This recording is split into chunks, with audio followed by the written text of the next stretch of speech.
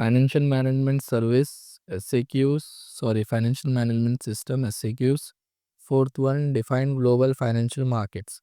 Global financial markets एक market रहते हैं जहाँ पे फाइनेंशियल पैसे का इंस्ट्रूमेंट्स और ट्रेड्स होते हैं इंटरनेशनल बॉर्डर्स पे, मतलब अक्रॉस पूरा इंटरनेशनल ट्रेड्स होते हैं यहाँ पे, लेना खरीदना बेचना हुए।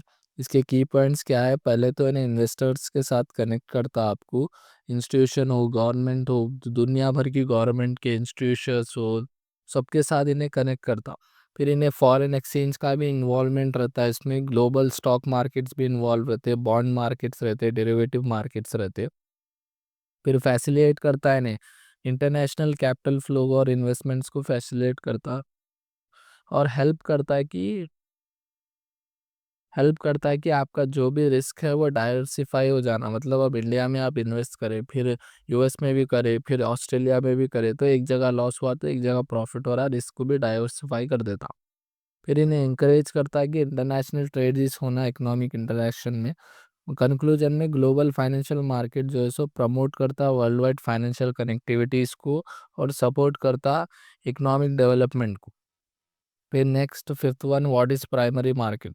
प्राइमरी मार्केट एक मार्केट रहता है जहाँ पे नए सिक्योरिटीज इश्यूज होते हैं, मतलब फर्स्ट टाइम पब्लिक के सामने आता हो, मतलब नए शेयर्स आईपीओ ऐसा वैसा फर्स्ट टाइम आता। इसका की पॉइंट्स ये है, कंपनी ये शेयर्स इसलिए इशू करते हैं ताकि पैसे जमा करने के वास्ते, शेयर्स रहो, बॉन्ड्स रहो या डिबेंचर्स। इसके मेथड्स क्या है? फर्स्ट है आईपीओ, इनिशियल पब्लिक ऑफरिंग से, राइट इश्यूज है, प्राइवेट प्लेसमेंट्स है, ये सब थोड़े मेथड्स के थ्रू ना इशू करते हैं इसको। ये हेल्प किस लिए करता है? आपके पैसे जमा करने, कैपिटल फॉर्मेशन को हेल्प करता है इन्हें। सभी रेगुलेट करता है प्राइमरी मार्केट्स को देखते हुए, इन्वेस्टर्स यहाँ से डायरेक्टली परचेज कर सकते हैं जो भी उन लोगों को होना है। कंक्लूजन में प्राइमरी मार्केट एक क्रूशियल रोल प्ले करता है फंड्स प्रोवाइड करने के वास्ते कंपनी को, ताकि ना इंडस्ट्रियल और इकोनॉमिकल डेवलप्ड होना बोल के। सिक्स है, what is under writing? Under writing एक फाइनेंशियल सर्विस है जहाँ पे एक पर्सन हो या इंस्टीट्यूशन हो, या गारंटी देता है उन्हें सेल के लिए और नए इशूज सिक्योरिटीज को प्राइमरी मार्केट में गारंटी देता है इन्हें। फॉर एग्जांपल की पॉइंट्स में ये किससे परफॉर्म होता है? बैंक्स या फाइनेंशियल इंस्टीट्यूशंस या मर्चेंट बैंकर इसको जो है सो परफॉर्म करते। इन्हें इंश्योर्स करता है कि कंपनीज पहले से फुल सब्सक्रिप्शन अमाउंट रिसीव होना, मतलब जो भी उनको चाहिए कितना पैसा उतना देना है इन्हें बोल के। अंडरराइट क्या करता? बाय करता अनसोल्ड शेयर्स जो कि पब्लिक को सब्सक्राइब नहीं रहते, मतलब पहले खरीद लेता है, एक हिसाब से लोन समझो। बैंक श्योरिटी के हिसाब से पहले ही इनके थोड़े शेयर्स गिरवी रख के इनको पैसे देता। यहाँ पे रेड्यूस क्या होता? रिस्क कम हो जाता आपका, इशू करे जब कंपनी को हेल्प होता और ज़्यादा कैपिटल जमा करने के वास्ते। कंक्लूजन में अंडरराइटिंग जो है सो कॉन्फिडेंस बूस्ट करता, अरे ये बैंक भी इन्वेस्ट करे हुए ये पैसे पे, जो पब्लिक भी और इन्वेस्ट करती है उसमें, तो कंपनीज के फंड्स और ज़्यादा यूटिलाइज हो सकते। Next eighth one, explain over the counter exchange of India OTCEI। OTCEI जो है सो 1990 में इस्टेब्लिश हुआ था, एक alternative stand by stock exchange के हिसाब से, जो कि स्मॉल और मीडियम कंपनीज के वास्ते था, ताकि उन ना पैसे जमा कर सके इसमें बोल के। की पॉइंट्स, इन्हें छोटे कंपनियों को सेटअप करता था लिस्ट करने के वास्ते। ट्रेडिंग यहाँ पे कंप्यूटर नेटवर्क से होती थी इसमें टर्मिनल में। ये प्रमोट करा IDBI, UTCI, ICICI बैंक, इन लोगों को जो है प्रमोट करे। और नेक्स्ट इसमें क्या है? इंश्योर, इन्हें क्या करा? ट्रांसपेरेंसी रखा और इजी टू एक्सेस रखा, कोई भी इजी एक्सेस कर सकते हैं इसको बोल के। इन्हें जो है सो डिक्लाइन हो गया, मतलब मार्केट से ख़त्म हो गया जब से NSE और BSE आ गया, नेशनल स्टॉक एक्सचेंज और बॉम्बे स्टॉक एक्सचेंज। आई कंक्लूजन में ये OTCEI जो एक इनोवेटिव सिस्टम था, जो कि उसका मकसद ये था कि कैपिटल और ज़्यादा जमा करना, छोटे कंपनियों को भी बड़ा बनाने की कोशिश करना ओवर द टाइम, उसका ये मकसद था। फिर टेंथ है, व्हाट इज़ ई प्रॉस्पेक्ट्स?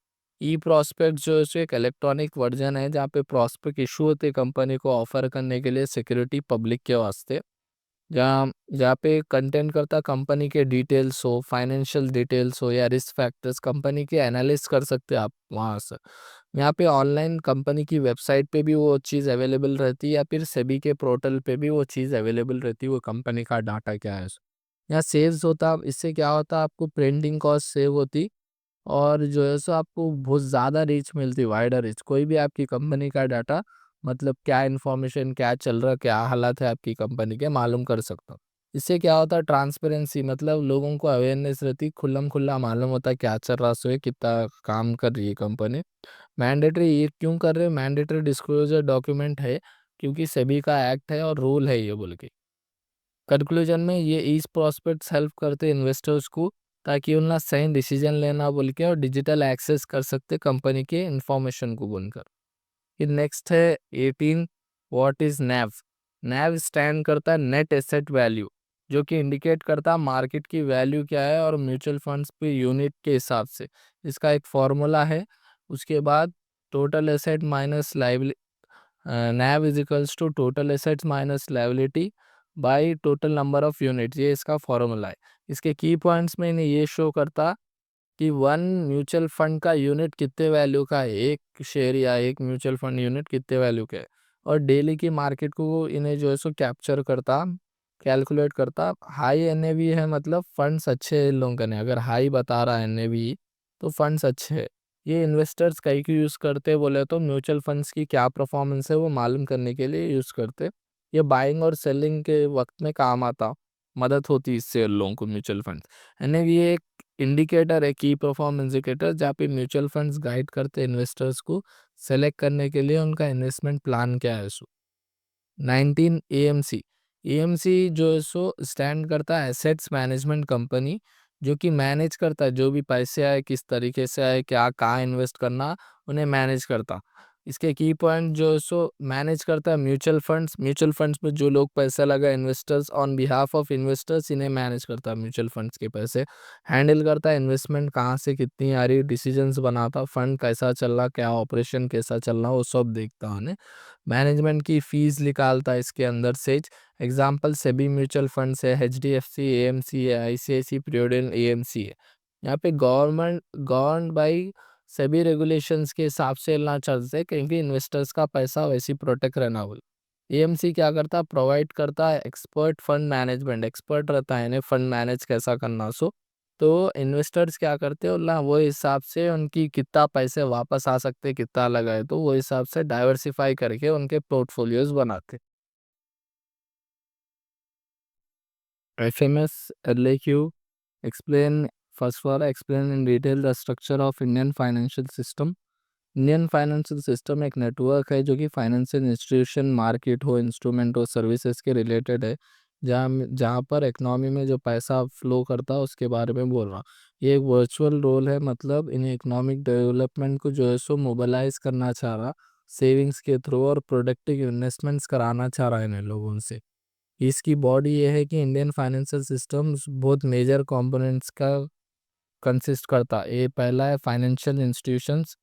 ये क्या है, फाइनेंशियल इंस्टीट्यूशंस एक्ट करते एज अ मिडिल मैन के सर, सेवर और बारोवर के बीच में ऐसा एक्ट करते।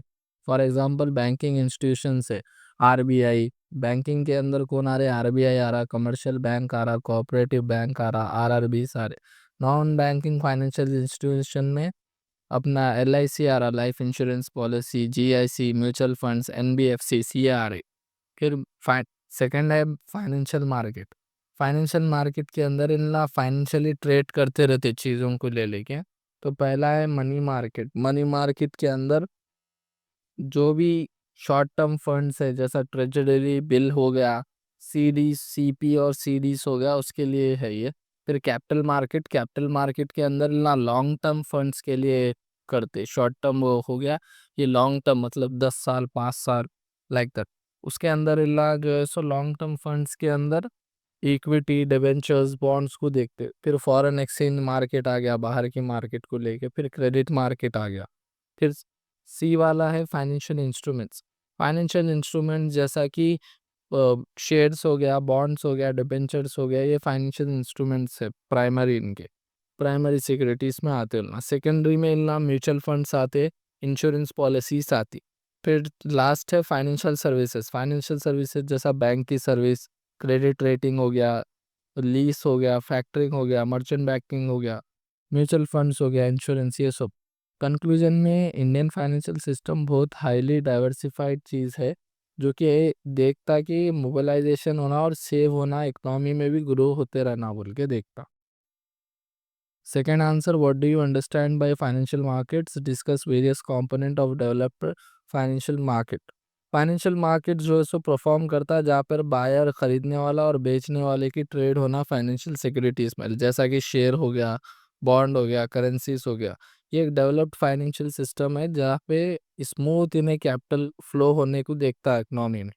इसके अंदर इसके कंपोनेंट्स क्या है मैं बोलता हूँ। फर्स्ट है efficient financial market, money market जैसा ट्रेजरी बिल्स, कमर्शियल पेपर। फिर कैपिटल मार्केट के अंदर जैसा shares, debentures, IPO, secondary trading होती है इसके अंदर। फिर फाइनेंशियल इंस्टीट्यूशंस के अंदर banks, NBFC, insurance companies, mutual funds आते। फाइनेंशियल इंस्ट्रूमेंट्स के अंदर प्राइमरी और सेकेंडरी इंस्ट्रूमेंट्स आता है, डेरिवेटिव आता, गवर्नमेंट के सिक्योरिटीज आती। फोर्थ, फाइनेंशियल सर्विसेज के अंदर मर्चेंट बैंकिंग और credit rating, lease, factoring, underwriting ये भी आता है।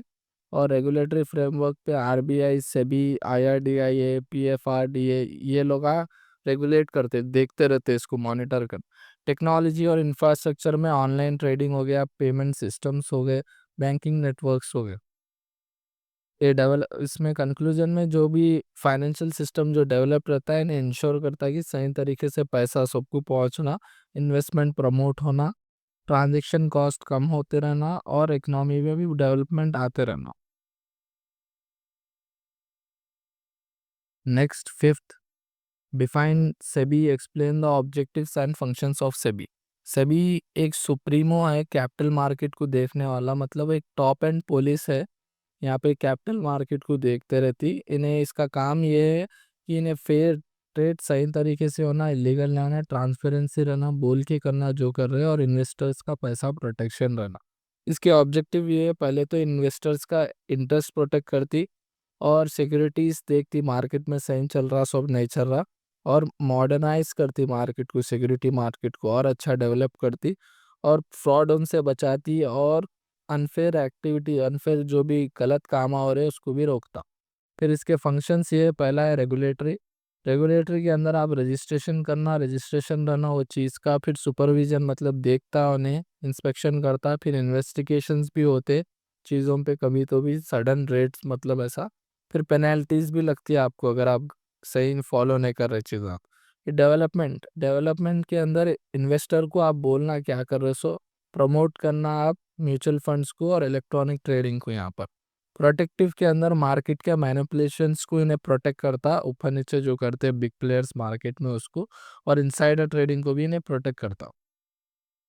कंक्लूजन में सेबी जो है सो बहुत ज़्यादा इंपॉर्टेंट रोल प्ले करता है इन्वेस्टर्स का पैसा बचाने और सही तरीके से मार्केट, कैपिटल मार्केट चलाने के वास्ते। सिक्स्थ है defined RBI, explain the objectives and functions of RBI. RBI reserve bank of India, India का एक सेंट्रल बैंक है जो कि 1935 में इस्टेब्लिश हुआ आरबीआई एक्ट के अंदर। इसका काम ये है, इन्हें पॉलिसीज को कंट्रोल करता, क्रेडिट्स को और फॉरेन एक्सचेंज को भी देखते रहता है, और ये देखता है ना कि बैंक्स जो है सही तरीके से काम कर रहे और कस्टोडियन फॉलो कर रहे हैं इंडियन फाइनेंशियल सिस्टम्स का।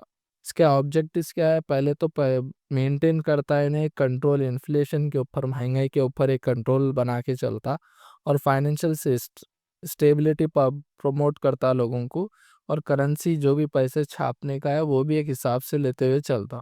फिर डेवलप करता फाइनेंशियल स्ट्रक्चर, जैसा कि और इकोनॉमी में ग्रो पाना, डेवलपमेंट करते रहता है कंट्री को, और इंश्योर करता है कि सिक्योर रहना इसके जो भी पेमेंट ट्रांजेक्शन है, फ्रॉड ना होना उसके अंदर। फाइनेंशियल इल्यूजन जो है, डिजिटल इकोनॉमी जैसा डिजिटल पेमेंट्स हो रहे हैं उसको भी प्रमोट करता बहुत हिसाब से। फंक्शंस ऑफ आरबीआई के अंदर फर्स्ट है इशू ऑफ करेंसी। यहाँ पे खुद गिने चुने अथॉरिटीज़ को इशू और मैनेज करना रहता नोट्स, करेंसी इंडिया की, उसके वो हिसाब से इशू करते होला। फिर bankers and financial advisers to the government, यहाँ पे मैनेज करते गवर्नमेंट अकाउंट्स, मैनेज करती खर्चा कितना है, और एडवाइस इकोनॉमी की पॉलिसी में कितना इकोनॉमी को ग्रोथ हो सकता है वो भी देखते। फिर बैंकर्स बैंक के अंदर यहाँ पे रेगुलेट करते होला, मतलब इंस्पेक्शंस करते रहते कमर्शियल बैंक्स का और एनबीएफएस का, और लेंडर की लास्ट रिपोर्ट्स मतलब जो जो उधार है वो सब चीज़ों की रिपोर्ट्स लेते रहते। फिर कंट्रोलर ऑफ क्रेडिट के अंदर इतना सीसीआर, एसएलआर, रेपो रेट और रिवर्स रेपो रेट को भी कंट्रोल करते रहते, क्रेडिट जो भी उधार जाना। फॉरेन एक्सचेंज मैनेजमेंट के अंदर रेगुलेट करते कि फॉरेक्स भी सही तरीके से चलना, और मेंटेन करते फॉरेन करेंसीज के भी रिजर्व्स को सही तरीके से मॉनिटर करना है। सिक्स है डेवलपमेंट फंक्शंस। डेवलपमेंट फंक्शंस के अंदर प्रमोट करते डिजिटल पेमेंट्स, जैसा कि यूपीआई हो गया, नेफ्ट हो गया, आरटीजीएस हो गया। कंक्लूजन में आरबीआई बहुत बड़ा रोल करता है इंडिया के फाउंडेशन के उसमें, फाइनेंशियल सेक्टर के अंदर, जहाँ पे इन्हें सही तरीके से मेंटेन करता करेंसीज को, हर चीज़ को, और गाइड करता है इकोनॉमी के ग्रोथ को, और इंश्योर करता फाइनेंशियल साउंड पब्लिक में, और कॉन्फिडेंस बूस्ट करता बैंकिंग सिस्टम्स के अंदर। Next discuss about organisation of stock exchange, NSC, BSE, OTC. Stock exchange जो है एक ऑर्गेनाइज जगह है, मार्केट है, जहाँ पे सिक्योरिटीज ब्रॉट और सोल्ड मतलब खरीदे जाते बेचे जाते। यहाँ पे इंडिया में मेजर एक्सचेंज जो है वो एनएससी, बीएसई और ओटीसी है। यहाँ इन्हें मदद ये करता है, आप मोबाइल से जो है सो यहाँ पे इन्वेस्टमेंट कर सकते हैं, यहाँ पे खरीद सकते हैं, बेच सकते हैं, ऑनलाइन ट्रेडिंग मतलब। बॉम्बे स्टॉक एक्सचेंज, बीएससी, इन्हें इस्टेब्लिश हुआ था 1875 में, और ये इंडिया का सबसे पुराना स्टॉक एक्सचेंज है। ये मुंबई के अंदर लोकेटेड है। म्यूट कर लो तुम। ये मुंबई के अंदर लोकेटेड है, और यहाँ पे सेंसेक्स को इंट्रोड्यूस करा था इन्हें मार्केट इंडेक्स के हिसाब से, मेन बोल तो सेंसेक्स। फिर फर्स्ट ऑप्टेन आईएसओ सर्टिफिकेशन हुआ। यहाँ पे इन्हें इलेक्ट्रॉनिक ट्रेडिंग भी प्लेटफॉर्म भी प्रोवाइड करा, उसका नाम था बोल्ट। फिर नेक्स्ट है नेशनल स्टॉक एक्सचेंज, एनएससी। ये 1992 में इस्टेब्लिश हुआ था, और फुल्ली ऑटोमेटिक मतलब इलेक्ट्रॉनिक ट्रेडिंग होती थी इसके अंदर। मेजर इसका इंडेक्स है निफ्टी 50, लार्जेस्ट ट्रेडिंग हो रही है अब इंडिया के अंदर इसके अंदर, और इन्हें ट्रांसपेरेंसी और सेटलमेंट जो है सो ट्रेडिंग प्लस वन डे में करता। फिर ओटीसी, एक्सचेंज ऑफ इंडिया, ये 1990 में फाउंड हुआ था, छोटे और मीडियम इंटरप्राइजेस के वास्ते, कंपनीज के वास्ते, ताकि उनका भी लिस्ट हो यहाँ पर बिना किसी ज़्यादा लीगलिटी इश्यूज के उससे, और फोकस कर रहा है इन्हें एसएमईज और स्टार्टअप्स के ऊपर, और डिक्लाइन कर दिया है इन्हें, मतलब मार्केट से हट गया जब से एनएससी और बीएससी स्मॉल स्केल इंडस्ट्रीज को प्रमोट करना शुरू कर दिए। कंक्लूजन में एनएससी, बीएससी और ओटीसी ये जो है सो कंट्रीब्यूट बहुत ज़्यादा करे फाइनेंशियल मार्केट को मॉडर्न बनाने में, जहाँ पे बीएससी इसकी लेगेसी कैरी करा और डेप्थ मतलब पुराना है, और एनएससी टेक्नोलॉजी को अडॉप्ट करा यहाँ पर। उससे क्या हो गया, मॉडर्नाइजेशन होने से, टेक्नोलॉजी आने से बहुत जने उसके अंदर अट्रैक्ट हुए, और ओटीसी जो है सो स्मॉल्स के मीडियम इंडस्ट्रीज वालों को भी प्रमोट करा, जिससे इंडियन के कैपिटल मार्केट इकोसिस्टम में बहुत ज़्यादा ग्रोथ आना शुरू हो गया। फिर 8 define online trading, explain the advantages and disadvantages of online trading. Online trading refers करता है यहाँ पे आप खरीदना बेचना सिक्योरिटीज को थ्रू इंटरनेट प्लेटफॉर्म्स, मतलब घर बैठे ऑनलाइन के प्लेटफॉर्म से, इंस्टेड ऑफ मतलब अगर आप जाके खरीदे तो ऑन फिजिकल ब्रोकर के, मतलब वैसा नहीं, ऑनलाइन में ही आप खरीद ले सक रहे, बेच ले सक रहे, ब्रोकर इन्वॉल्व नहीं हो रहा फिजिकली। ये स्टॉक मार्केट का एक रिवैल्यूएशन है, जहाँ पर ट्रेडिंग को और इजी बना दिए, बहुत जने कर सक रहे इसके अंदर। एडवांटेजेस क्या है, कन्वीनियंस, कभी भी आप ट्रेड कर सकते हैं मार्केट आवर्स में कहीं से भी। फिर लो कॉस्ट, यहाँ पे ब्रोकरेज के चार्जेस जो है वो कम हो जाते। फिर real time information, live market के अपडेट्स, ग्राफ्स, रिसर्च रिपोर्ट्स आपको मिलती। फास्टर ट्रांजैक्शन, इंस्टेंट आपका ऑर्डर प्लेस हो जाता है और क्विकली सेटलमेंट हो जाता है उसका। ट्रांसपेरेंसी के अंदर ये सेल्फ मैनेज ट्रेडिंग, मतलब खुद का खुद आप मैनेज कर सकते, देख सकते क्या हो रहा है क्या नहीं। ये डिसएडवांटेजेस के अंदर साइबर रिस्क, मतलब डाटा चोरी हो जाता, हैक भी हो सकता, और बेच भी सकते हैं लोग आपका। टेक्निकल इश्यूज के अंदर इंटरनेट फेल हो जाता, कभी सॉफ्टवेयर ऐप में प्रॉब्लम आ जाती। एडिक्टिव ट्रेडिंग बिहेवियर, मतलब यहाँ इमोशनल डिसीजंस और लॉस, और बहुत जने डूब जाते ट्रेडिंग करके, मतलब ओवर ट्रेडिंग करके उसमें। फिर लैक ऑफ एक्सपर्ट गाइडेंस, मगर यहाँ बिगिनर्स के वास्ते बहुत ज़्यादा रिस्क रहता। मार्केट वॉलेटिलिटी इम्पैक्ट, यहाँ सडन लॉस को मैनेज करना बहुत इम्पॉसिबल रहता प्रॉपरली से। कंक्लूजन में ऑनलाइन ट्रेडिंग एक सही तरीके का पार्टिसिपेशन है, जहाँ पे सस्ते में और कम प्राइस में आपको ट्रेडिंग मतलब ऑनलाइन खरीद सकते बेच सकते, मगर आपको यहाँ पर इन्वेस्टर्स जो भी कर रहे हो उसको नॉलेज भी रहना स्टॉक मार्केट की, और डिसिप्लिन से उनका फॉलो करना ताकि लॉसेस ना होते हैं। Next, what is secondary market, explain its future. Secondary market एक फाइनेंशियल मार्केट है जो कि पहले इशू करे हुए सिक्योरिटीज को, शेयर्स हो बॉन्ड्स हो, उसको क्या करती है यहाँ पे स्टॉक मार्केट में या शेयर मार्केट में इंट्रोड्यूस करती, ताकि पुराने फॉर्मूलेस को नए तरीके से अप्लाई करती है सबने। इसके फीचर्स क्या है, लिक्विडिटी, इन्हें क्या करती, लिक्विडिटी प्रोवाइड करती ताकि इन्वेस्टर जो है सो कभी भी उनके सिक्योरिटीज को कैश में बदलना। फॉर एग्जांपल, शेयर्स है आपके पास 100, एक शेयर की वैल्यू है 100 रुपये, तो 10,000 अगर आप निकालना चाह रहे तो खरीदने वाला भी रहना सामने 10,000 का, उन्हें जब भी निकाल ले सकते हैं आप, लिक्विडिटी उसको। प्रेशराइज डिटर्मिनेशन, यहाँ पे मार्केट के हिसाब से आपकी डिमांड और सप्लाई क्या है, वो हिसाब से आपकी सिक्योरिटी शेयर का प्राइस डिसाइड होता है वहाँ पर। फॉर एग्जांपल 100 रुपये में लिए थे, अब 110 है क्योंकि डिमांड ज़्यादा है, 110 उसके वास्ते हुआ। फिर कंटिन्यूस ट्रेडिंग, ट्रेडिंग यहाँ पे कंटिन्यू होती जब भी मार्केट आवर खुलते 9 बजे से 9:15 से 3:30 तक कंटिन्यू ट्रेडिंग होते रहती है उसमें। ट्रांसपेरेंसी के अंदर सेबी जो security exchange board of India है, इन्हें देखते रहता और देखता कि सही तरीके से ट्रांसपेरेंट रहना और फेयरनेस रहना, धोखाधड़ी ना होना। मार्केट इंस्ट्रूमेंट्स के अंदर यहाँ पे बहुत चीज़ें आती है सेकेंडरी मार्केट में, जैसा इक्विटी शेयर्स हो गया, बॉन्ड्स हो गया, डिबेंचर्स हो गया, डेरिवेटिव हो गया, ईटीएफ हो गया, म्यूचुअल फंड्स हो गया। सेटलमेंट साइकिल इसका ट्रेडिंग प्लस 1 डे रहता, जो कि फास्टर पेमेंट्स आपको सेटल करने को प्रोवाइड करता। फिर इन्वेस्टर्स प्रोटेक्शन के अंदर जो भी सिस्टम आप ऑपरेट करते, जो भी ऐप से आप यूज़ करते, वो जो है सो मॉनिटर करते रहते ऑनलाइन, ताकि फ्रॉड ना होना और मार्केट में मैनिपुलेशन ना होना, ताकि आपका पैसा बचना हो। कंक्लूजन में सेकेंडरी मार्केट बहुत बड़ा रोल प्ले करता कैपिटल को बनाने में, पैसे क्रिएट करने में, और लिक्विडिटी क्रिएट करने में, और फेयर मतलब सही तरीके जो वाजबी प्राइस है वो रखने में, ताकि इन्वेस्टर्स यहाँ पे सही तरीके से पैसा लगाए, सपोर्ट करे और फंक्शन जो है सो फाइनेंशियल सिस्टम सही तरीके से ऑपरेट करना हो। Next, what do you mean by book building, sorry, explain the concepts of online IPOs and prospects. Book building एक प्राइस डिस्कवरी मशीन है जो कि पब्लिक के वास्ते इशू हुए सिक्योरिटीज पे रहती है, स्पेशली आईपीओ। इंस्टा मतलब एक फिक्स प्राइस रखने के बजाय आप क्या करते, एक प्राइस रेंज रख देते 100 से 150 के बीच में। तो वो क्या होता है, डिमांड के हिसाब से जब प्राइस डिसाइड होती, मतलब अब 100 से 150 के बीच में खुलता है, उसके बाद देखती। बुक बिल्डिंग प्रोसेस के अंदर कंपनी अपना प्राइस बैंड, मतलब वेज क्या से लेके कहाँ तक रहेगा हमारे शेयर का प्राइस, वो बोलती। फिर इन्वेस्टर्स उनके बिड सबमिट करते हैं, हम इतने में खरीदना चाहते हैं, हम इतने में खरीदना चाहते हैं। तो उसका एवरेज मिला के और ना क्या करते हैं, एक फाइनल प्राइस पे आते। फिर सब डिमांड और प्राइस की ट्रेंड क्या चल रही, वो इलेक्ट्रॉनिक दिख जाता रिकॉर्ड्स में। उसके हिसाब से फाइनल प्राइस एक निकल के आता, जो कि अब 100 150 है। बहुत जने 120 130 140 पे खरीदना चाह रहे।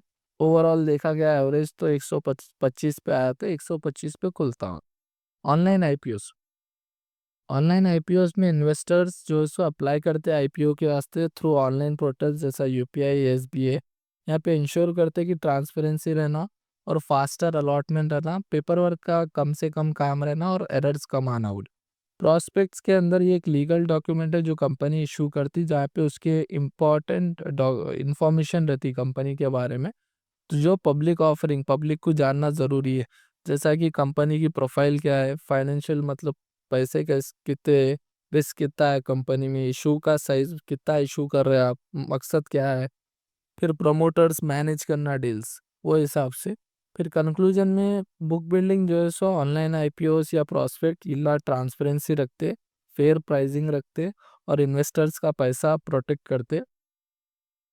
तो वहाँ पे पब्लिक क्या होती, इशू होके रिलायबल होके एक्सेसिबल रहती, वो चीज़ पे इन्वेस्ट करने के वास्ते दिल तसल्ली होके इन्वेस्ट करती। Next, describe how securities are listed, examine the trading and settlement process in detail. Security जो भी लिस्ट होते हैं, मतलब वो कंपनी जो भी लिस्ट होते हैं, जो भी कंपनी के शेयर्स है या स्टॉक एक्सचेंज या ट्रेडिंग को, यहाँ पे उन्हें इन्हेंस करना कि उनका ने कैश कितना है, कितना आप इन्वेस्ट करना चाह रहे हैं और कितना इन्वेस्टर से पैसे लेना चाह रहे हैं, और ट्रेडिंग का सेटलमेंट क्या रहेंगे, तो बाइंग और सेलिंग क्या है सही तरीके से हो सकना उसके अंदर।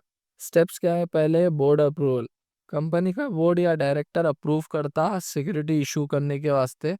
फिर सेकेंड है submission of prospect and document.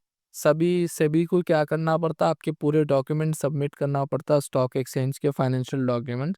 उसके बाद सिक्योरिटी एंड वेरिफिकेशन के अंदर एक्सचेंजेस जो भी एनएससी हो या बीएससी हो, इतना कंपनी का बैकग्राउंड देखते कैसी थी कंपनी, क्या है, पैसा कितना है, सब। उसके बाद अप्रूवल एंड अलॉटमेंट के अंदर after IPO initial public offering या फिर प्राइवेट प्लेसमेंट के अंदर शेयर अलॉट्स करते हैं इन्वेस्टर्स को शेयर अलॉट करते हैं। उसके बाद ट्रेडिंग परमिशन, यहाँ पे ट्रेडिंग परमिशन के अंदर इतना एक्सचेंजेस क्या करते हैं, लिस्टिंग अप्रूवल्स को ग्रांट करते, शेयर्स को अलॉट करते। उसके बाद ट्रेडिंग प्रोसेस के अंदर ट्रेडिंग परमिशन में ट्रेडिंग को अप्रूवल दे देते हैं। ट्रेडिंग प्रोसेस में ऑर्डर प्लेसमेंट, या बाई करो आप, सेल करो ब्रोकर के थ्रू या ऑनलाइन टर्मिनल के थ्रू। फिर ऑर्डर मैचिंग, यहाँ पे मैच करते हैं आप कितने का ऑर्डर खरीदना चाह रहे, कितने में बेचना चाह रहे कोई, तो वो हिसाब से मैच करके आपका ऑर्डर देते होंगे। फिर ट्रेड एग्जीक्यूशन के अंदर ट्रांजेक्शन जो है सो कन्फर्म हो जाती है इलेक्ट्रॉनिकली जब का।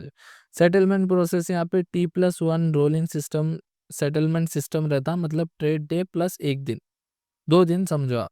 फिर क्लियरेंस कॉपरेशन के अंदर, यहाँ एक्ट्स के अंदर, यहाँ पे इमीडिएटली जो भी है एनसीएल हो या एनएससी, आईसीएल और बीएससी उन्हें सेटल कर देते। सेटलमेंट स्टेप्स के अंदर पैसा सेटल होता बोले तो पहले आपकी ट्रेड कंफर्म होती, फिर क्लियर करते हो ना, आपको सही शेयर मिला नहीं, फिर फंड आपके उसको ट्रांसफर हो जाते सामने वाले को, फिर सिक्योरिटी, फिर फाइनेंस सेटलमेंट, और आपको रिसिप्ट मिल जाती कि आपका ट्रेड सक्सेसफुल हो गया बोलता है। फिर इसका कंक्लूजन ये है, जैसा लिस्ट करते आप सिक्योरिटीज़ को, वहाँ पे आपको लिक्विडिटी भी प्रोवाइड करना पड़ता, ताकि मार्केट एक्सेस में, क्योंकि लाखों लोग खरीदते एक टाइम पे, बेचते वो इस टाइम पे, तो पैसे भी रहना होते हैं। एफिशिएंट रहना सिक्योरिटीज़ के वास्ते इंडिया बहुत एडवांस है T+1 सेटलमेंट्स में, ताकि मार्केट जल्दी से जल्द लोग जो है सो उसमें ज़्यादा से ज़्यादा इन्वेस्ट कर सके पैसा, और इन्वेस्टर फ्रेंडली है बहुत। Next question 12th, explain the functions of major stock exchanges in Indian stock market. Stock exchange जैसा एनएससी है, बीएससी है, ना ऑर्गेनाइज प्लेटफॉर्म है ट्रेडिंग करने के वास्ते सिक्योरिटीज़ के लिए, ना रेगुलेट करते हैं मार्केट के डेली ऑपरेशंस, और ट्रांसपेरेंसी रखते हैं, और लिक्विडिटी भी प्रोवाइड करते हैं। इसका फंक्शंस क्या है, पहला है प्रोवाइड ट्रेडिंग प्लेटफॉर्म, इन्हें एक प्लेटफॉर्म प्रोवाइड करना जहाँ पर सही तरीके से ख़रीद बेच सकते हैं ऑनलाइन इलेक्ट्रॉनिकली। फिर प्राइस डिस्कवरी, यहाँ पे मार्केट की जो फोर्स है, जो असली कीमत है मार्केट में, वो दिखाना इन्हें सिक्योरिटी के वास्ते। फिर लिक्विडिटी प्रोवाइडर को ये देखना है इन्हें, जो भी पैसा डाल के ख़रीदा हो, अगर हम बेचना चाह रहा तो उसको जल्द से जल्द बेच के उसका पैसा वापस मिल जाना हो। फिर ensuring safety and transparency, SEBI के गाइडलाइंस के हिसाब से तो हमेशा चेक करते रहते सिस्टम्स, ताकि सिक्योर इन्वेस्टर्स हमेशा प्रोटेक्ट रहना। फिफ्थ में राइजिंग कैपिटल, यहाँ पे हेल्प करता कंपनीज को फंड रेस करने के वास्ते, जैसा आईपीओस हो गया, एफपीओस या bonds.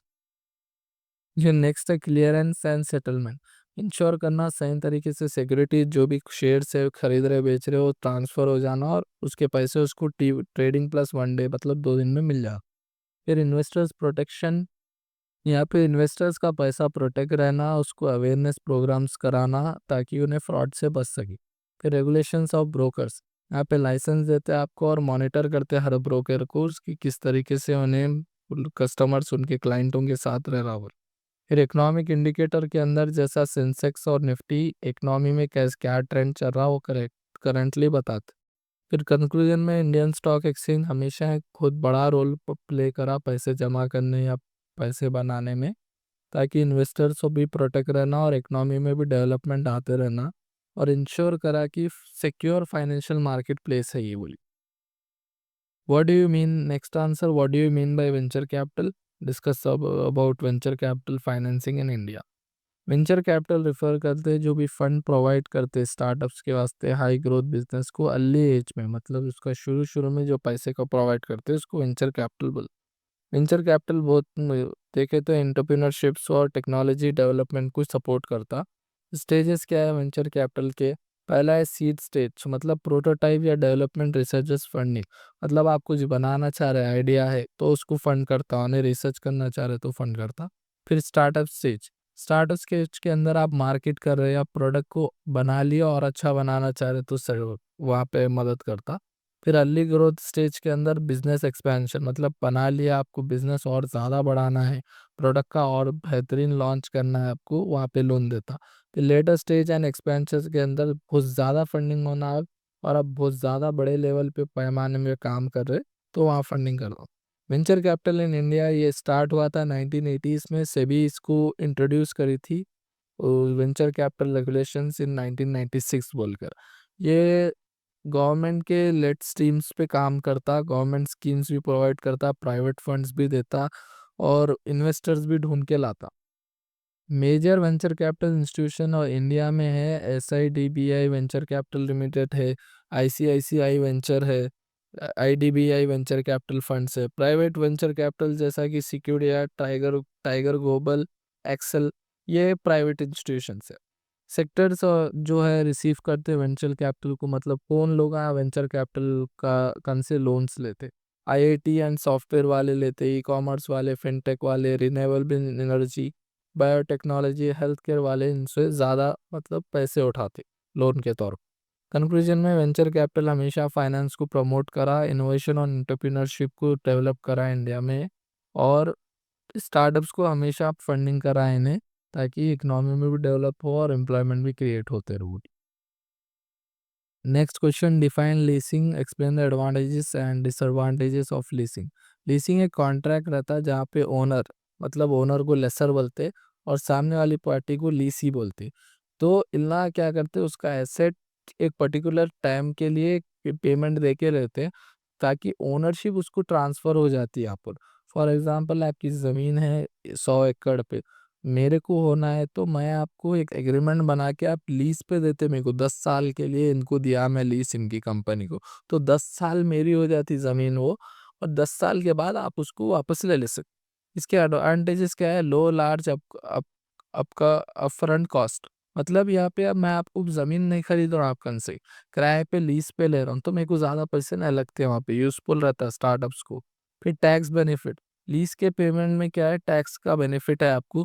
Up to date assets, आप इजीली उसको रिप्लेस कर लेते 10 साल के बाद दूसरे पे। फिर यहाँ कैश फ्लो को भी ज़्यादा, जैसा बोला अभी खरीदने की ज़रूरत नहीं है आपको, प्रिजर्व हो जाता, कैश बच जाता आपका। फ्लेक्सिबिलिटी क्या है, व्हीकल्स के वास्ते मशीनरीज हो या IIT इक्विपमेंट हो, आप फ्लेक्सिबल रह सकते। लिमिटेशंस, लिमिटेशंस में इसमें ये है डिसएडवांटेज इसका, कि ओनर नहीं रहते आप उसके, लीज कभी भी ओनर आपको ओनर नहीं समझते लीज पे भी लिए, या लॉन्ग टर्म में ज़्यादा कॉस्ट हो जाती है आपकी, मतलब वो ज़मीन अगर आप भी खरीद लेते आप तो सस्ते में मिलती थी, 10 साल के बाद और ज़्यादा महंगी हो जाती है आपको वही अगर अच्छी भी की ज़मीन में। फिर यूसेज रेस्ट्रिक्शन, यहाँ पे कंडीशंस रहती है आपको किस तरीके से आपकी वो ज़मीन यूज़ करना, उसको मेंटेन करना। फिर कैंसलेशन पेनल्टी, अगर आपको नहीं समझ में आया, अगर आप कैंसिल करना चाह रहे डील को, तो भी वो भी आपको कॉस्टली पड़ता। फिर टेक्नोलॉजी का रिस्क, टेक्नोलॉजिकल इसमें अगर अगर वो ज़मीन पे आपको सही आप नहीं कर सक रहे, रिसोर्सेज पहुँचाने में महंगा हो जा रहा, तो वहाँ पे भी टेक्नोलॉजी का आपको रिस्क होता। कंक्लूजन में लीसिंग जो है आपको फ्लेक्सिबिलिटी भी देता, फाइनेंशियल बर्डन भी कम करता, मगर साथ ही साथ ओनरशिप के बेनिफिट्स नहीं रहते आपको, आपके बिजनेस को उन्हें पहले बहुत सूट करना, तभी जाके आप उसको कंक्लूड कर सकते, ले सकते। 16th question, explain the following, leverage lease, sale and lease back and cross border lease, ये टाइप्स ऑफ लीसेस है। इसमें लीसिंग जो है सो फाइनेंशियल एग्रीमेंट रहता है, ओनर और जैसा लेसर है, पार्टी लेसी रहती है एक पीरियडिक टाइम के वास्ते।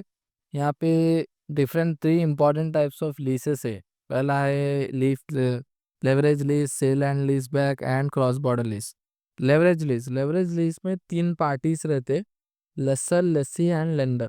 लेसर जो है सो अपना, जो है सो फाइनेंस करता, मतलब अपने प्रोडक्ट्स को, मतलब अपनी एक ज़मीन है, ब्रोकर है समझे यहाँ पे, नहीं लेवरेज लीज मतलब ब्रोकर को आप दे देते, आपका फ्लैट रहा तो आप क्या आप क्या करते, आपके ब्रोकर को फ्लैट दे देते, बिकाने का रहा तो उन्हें आपके बिहाफ पे क्या करता, दूसरे को बिकाता उस पर, तो उसको लेसर लीज बोलते। लीपे में लोन्स को आप उसको रीपे कर देना रहता, बाद में उन्हें खरीदता, आप उससे पैसे ले लेते, रहन रख सकते वो गिरवी। यहाँ पे हाई इन्वेस्टमेंट प्रोजेक्ट में काम आता है, जैसा एयरक्राफ्ट, शिफ्ट, पावर प्लांट्स, इसमें आता। इसमें बेनिफिट रहता है टैक्स एडवांटेज लेसर को, कम कैपिटल लगता और ज़्यादा यूज को यूज हो जाते हैं उसके। फिर सेकंड है ले सेल एंड लीज बैक। ये एक अरेंजमेंट रहता है जहाँ पे कंपनी जो है सो सेल करती है एसेट्स लेसर को इमीडिएटली, फिर बाद में ले लेती है। यहाँ पे लिक्विडिटी प्रोवाइड करती विदाउट मतलब बिना यूसेज करके उसको। मैं फॉर एग्जाम के लिए आपको मशीन होना, मैं किराए पे मशीन देता हूँ, फिर बाद में ले लेता हूँ आप कन से। वो है बहुत कॉमनली मतलब रियल स्टेट में होता, मशीनरी ऑफिस या बिल्डिंग्स में रहता, किराए पे देते बाद में ले लेते भी। फिर उसके बाद क्रॉस बॉर्डर लीज।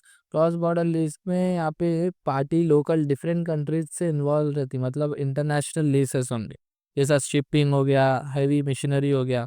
यहाँ पे टैक्स का एडवांटेज भी रहता, फाइनेंस का भी सही ऑप्शन मिलता आपको, ग्लोबल यूटिलाइजेशन रहते, लॉस आपके जो है सो कंप्लायंट रहते, करेंसी भी एक्सचेंज होती है, यहाँ पे डेवलपमेंट भी होता।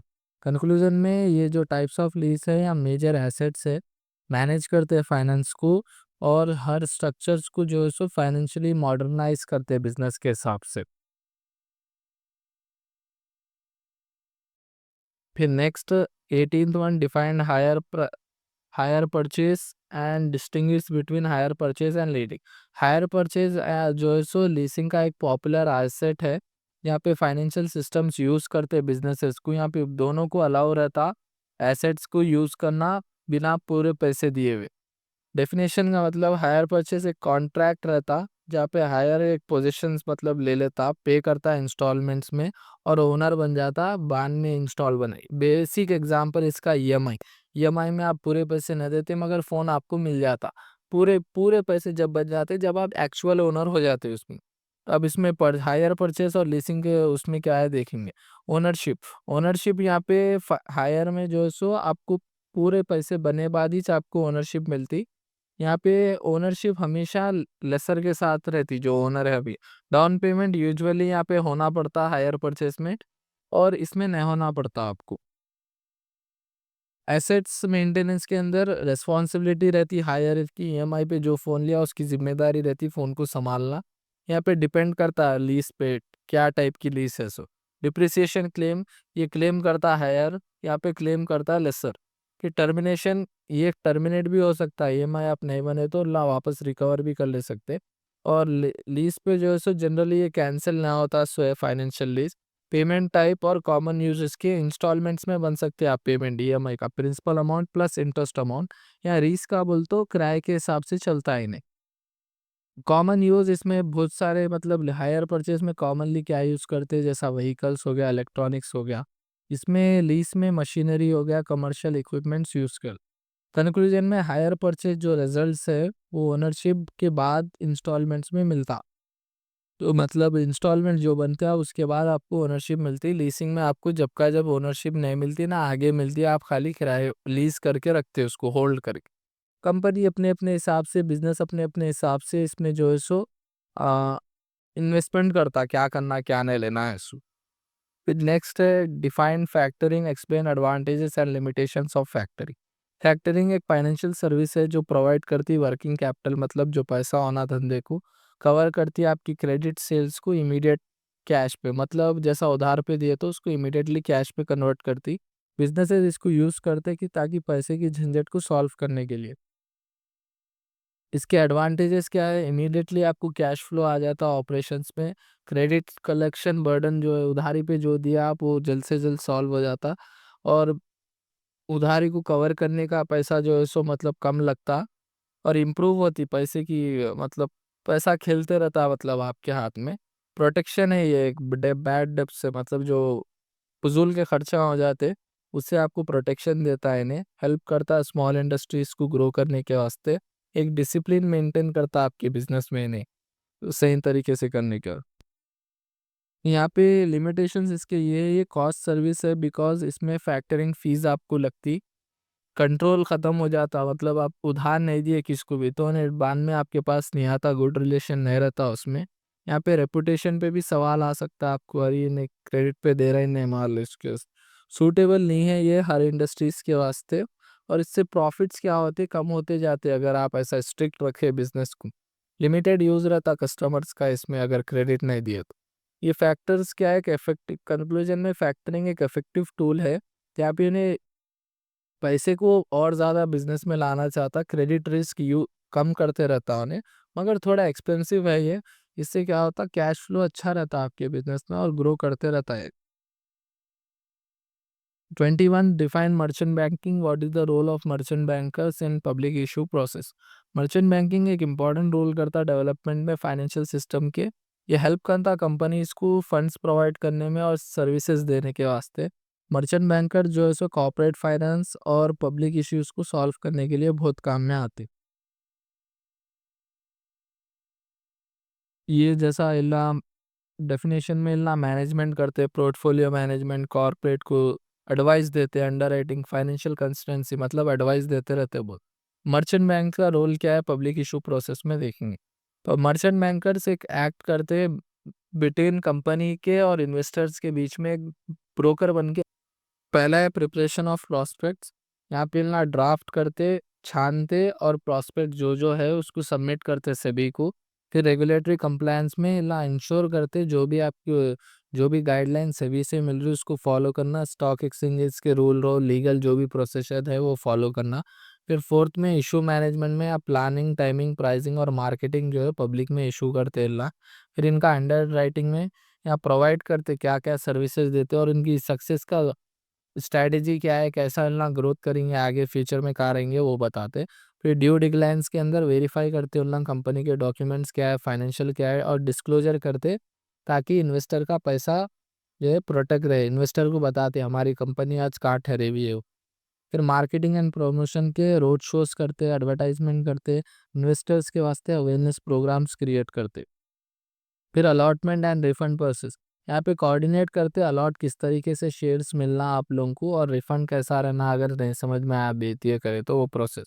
फिर पोस्ट इशू कंप्लायंस के अंदर यहाँ इशू करते शेयर्स को, कंप्लीट करते पूरे फॉर्मेलिटी जो भी है स्टॉक एक्सचेंज की, फिर इशू करते। मर्चेंट बैंकिंग का कंक्लूजन ये इनला इंश्योर करते कि सही और सक्सेसफुली पब्लिक में इशू होना जो भी आप चीज़ा कर रहे लीगली फॉलो होते हुए और फाइनेंशियल रिस्पॉन्सिबिलिटीज को भी देखते हुए।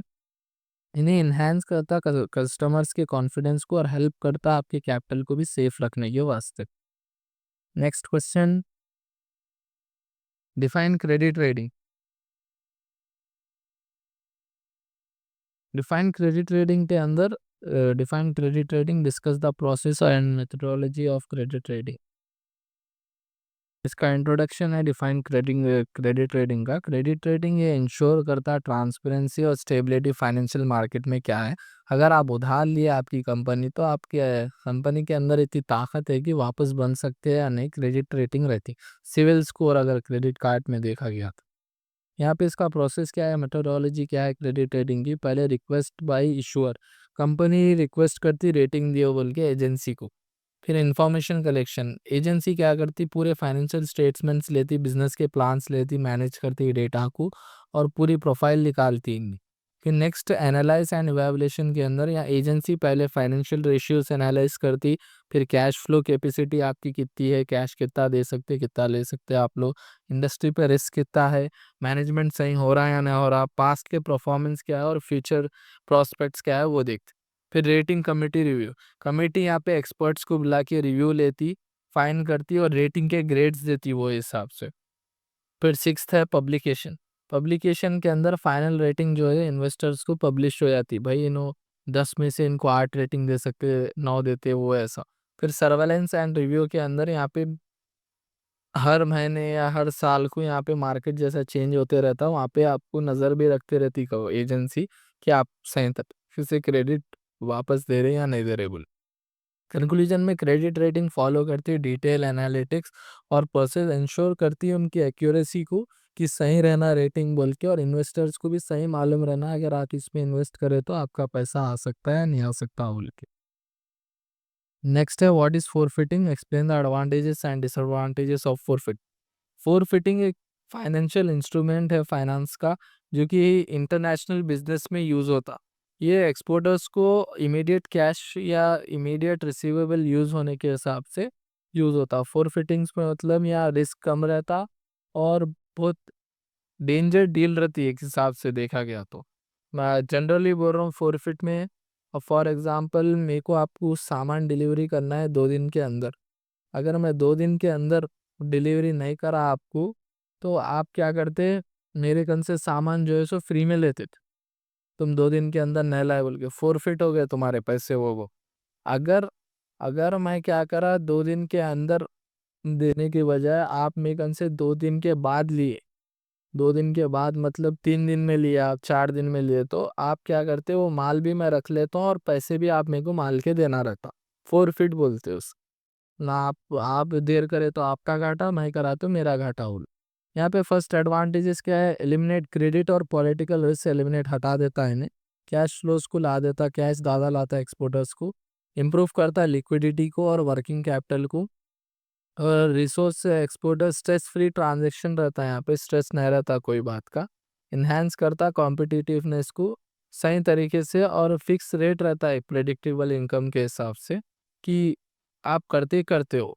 फिर डिसएडवांटेज क्या है, कॉस्टली कंपेयर बैंक लोन से ज़्यादा महंगा पड़ता, और लिमिटेड और मीडियम रहता लॉन्ग टर्म क्रेडिट सेल्स के वास्ते, अवेलेबल रहता है इंटरनेशनल ट्रेड स्विच, और रिक्वायर क्रेडिट वर्दी रिक्वायर इम्पोर्टर्स होना है इसको जो झेल सकते हैं ताकतवर, कॉम्प्लेक्स रहते इसके डॉक्यूमेंट्स, बहुत डेंजर रहते। फिर कंक्लूजन में फोरफिटिंग एक बहुत पावरफुल टूल है फाइनेंस का, जहाँ पे एक्सपोर्टर डील करते हैं हाई वैल्यू इंटरनेशनल ट्रेड्स पे, बहुत ज़्यादा करोड़ों के माल को यहाँ पे देखते हो ना। फिर गारंटीड पेमेंट रहती है, पेमेंट कैसा भी मिलता है आपको, और पॉपुलर है इन्हें ग्लोबल ट्रेड फाइनेंस के हिसाब से यहाँ पर। Next next question, explain the measures to evaluate the performance of mutual funds.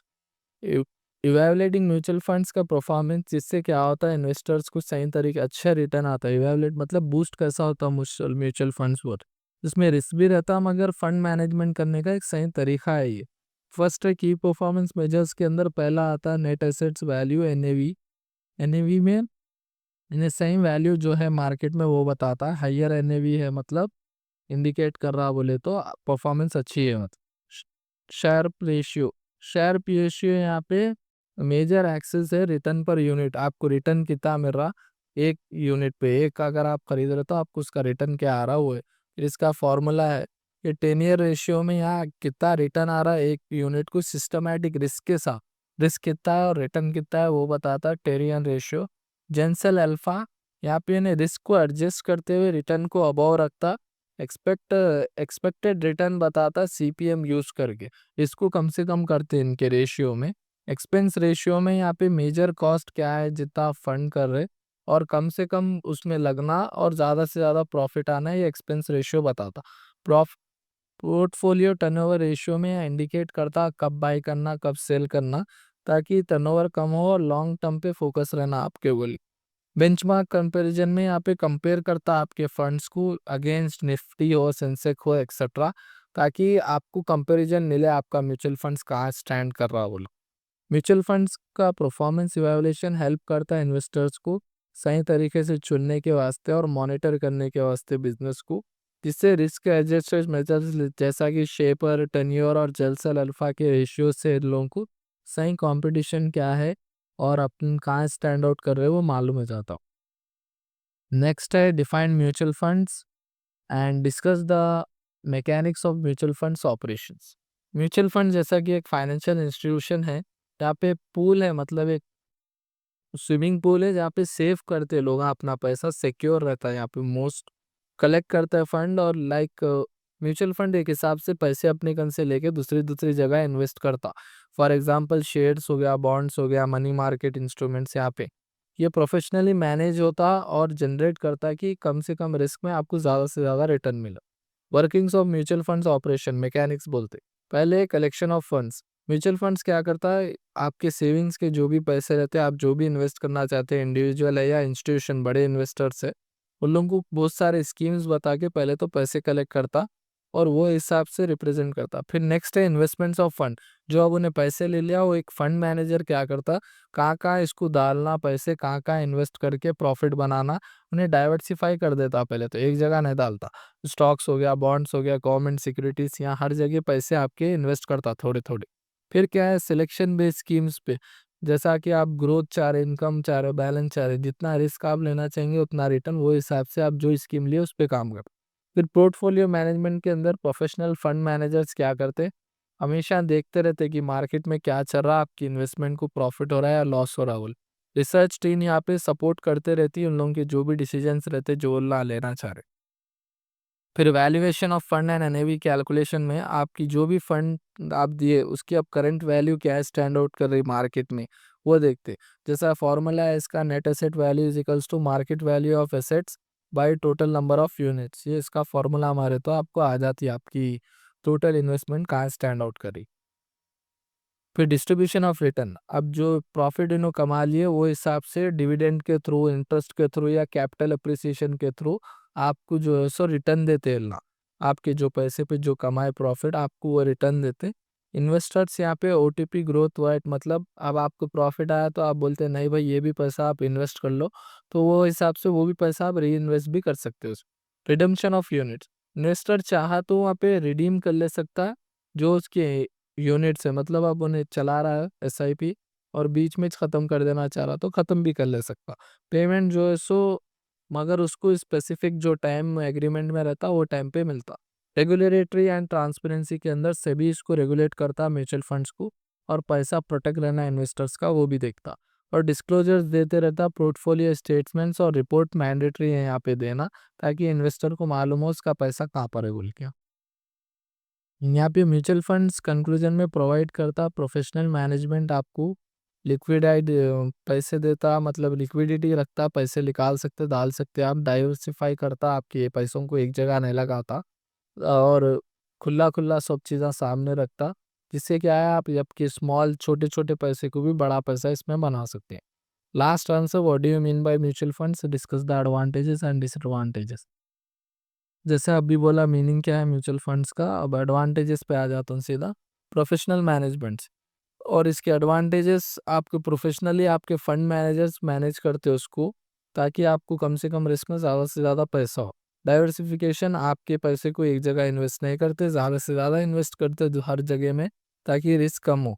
Liquidity, आप इसको कभी भी निकाल ले सकते पैसे को बाहर, और आपके ओपन एंडेड स्कीम भी रहती है। Low cost of investment, low cost of investment मतलब कम से कम में आप शुरू करते, जैसा एसआईपी हर महीना 500 रुपये से भी आप स्टार्ट कर सकते, 100 रुपये से भी वैसा। फिर रेगुलेट एंड ट्रांसपेरेंट, सेबी क्या करता है इसको देखते रहता, ताकि हर इन्वेस्टर का पैसा प्रोटेक्टेड रहे, और ट्रांसपेरेंट आपको बोलते रहते हो ना कैसा चल रहा मार्केट में क्या है।